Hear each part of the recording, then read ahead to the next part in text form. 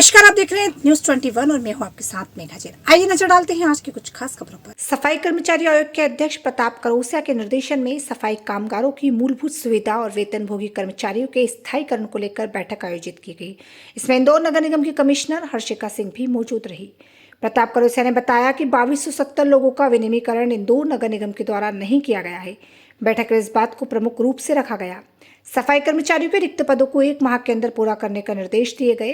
11 भवन भी सफाई कर्मचारियों के लिए पूर्ण करने के निर्देश दिए गए ताकि सफाई कर्मचारियों को किसी प्रकार की कोई असुविधा ना हो। साथ ही इस बात को भी रखा गया कि सर पर मेला धोने वाले लोगों को कैसे कार्य दिया जाए, उन्हें कैसे नगर निगम के अलग अलग कार्य के लिए प्रशिक्षित किया जाए, उसके भी निर्देश दिए गए।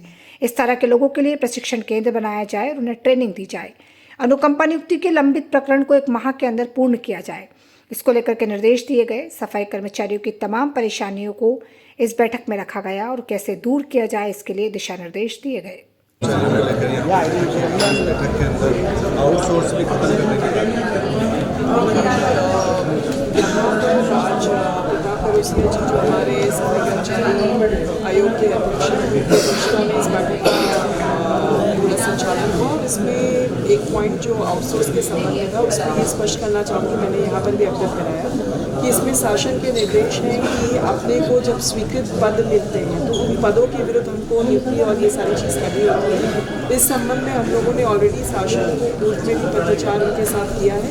आज भी पुनः उसकी कॉपी हम लोग जो अध्यक्ष महोदय हमको उपलब्ध करवा रहे हैं ताकि वो अपने स्तर पर भी इस बात को लेकर करें। ठीक है। मध्य प्रदेश शासन का नियम था, शासन के दिशा निर्देश थे कि ऐसे दैनिक वेतनभोगी जिन्हें अपने दैनिक वेतनभोगी के रूप में अपनी सेवाएं देते हुए 2007 में 10 वर्ष पूर्ण हो गए, ऐसे कर्मचारियों का स्थायीकरण किया जाए। स्थायीकरण करने के बजाय 2270 लोगों को इंदौर नगर पालिका निगम ने विनियमित कर दिया, लेकिन उनका स्थायीकरण नहीं किया।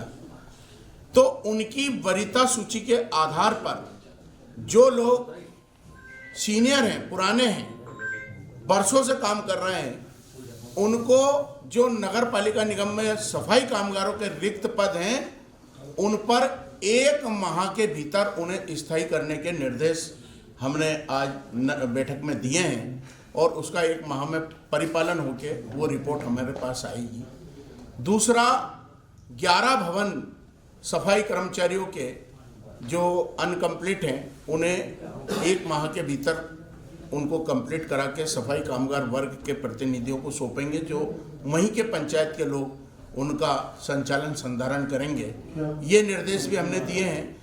दूसरा, सर पे मेला ढोने की प्रथा में जो बेरोजगार हुए लोग, उन लोगों के रोजगार स्थापित करने के लिए एक सफाई कामगार अस्वच्छ धंधे से जुड़े होने के कारण उनके जीवन स्तर को ऊंचा कैसे उठाया जाए, तो इंदौर नगर निगम को हमने ये निर्देश दिए हैं कि इनका एक भव्य प्रशिक्षण केंद्र बनाया जाए, जिसमें जैसे वर्कशॉप है तो वर्कशॉप के जो वाहनों के सुधार के जो प्रशिक्षण है, जो नगर निगम शौचालय मूत्रालय बनाकर खड़ा कर देती है और उसमें सैनिटेशन के काम है, टाइल्स के काम है, रंगाई पुताई के काम है, इनके प्रशिक्षण करके इनको नगर निगम का सेवक बना के और इनसे काम लिए जाएं ताकि ये सफाई के कार्य से मुक्त होकर अन्य कार्यों में लगें।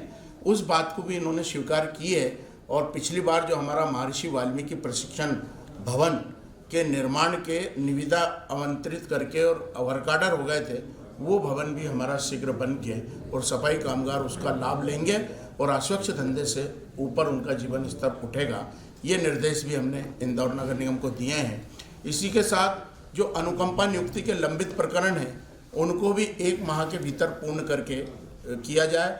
और बंद हमारे जो कर्मचारी हैं 230 जिन्हें आकरण बंद कर दिए हैं, जो अनुसूचित जाति अत्याचार निवारण अधिनियम के अंतर्गत आते हैं, उनको बगैर सुनवाई करके जो नगर निगम ने बंद किए हैं, ऐसे कर्मचारियों को हमने एक शिविर लगा के उनकी सुनवाई करके उन्हें तुरंत कार्य से बहाल करने के भी निर्देश दिए हैं। समय की भी बात की गई है क्योंकि कर्मचारी सुबह से आते हैं शाम तक 6-7 बजे तक। ऐसा कोई कर्मचारी इंदौर नगर पालिका निगम में नहीं है जो 8 घंटे से अधिक वेतन ड्यूटी कर रहा हो, क्योंकि जब स्वच्छता सर्वेक्षण चलता है तो निश्चित हमारे जो अधिकारी हैं ये ज़रूर 12-12, 13-13 घंटे काम करते हैं, लेकिन सफाई कामगार 8 घंटे से अधिक अगर सफाई कामगार से काम अगर नगर पालिका लेती है और ऐसा कर्मचारी हमें कोई शिकायत करता है कि हमने 12 घंटे काम किया, 8 घंटे काम किया है, तो हम उसका ओवर जो पेमेंट है वो भी नगर निगम से दिलवाएंगे। लेकिन कहीं भी मध्य प्रदेश में ऐसा संज्ञान में नहीं आया कि कर्मचारी से 12-13 घंटे काम लिया जा रहा है। और कुछ ठीक है।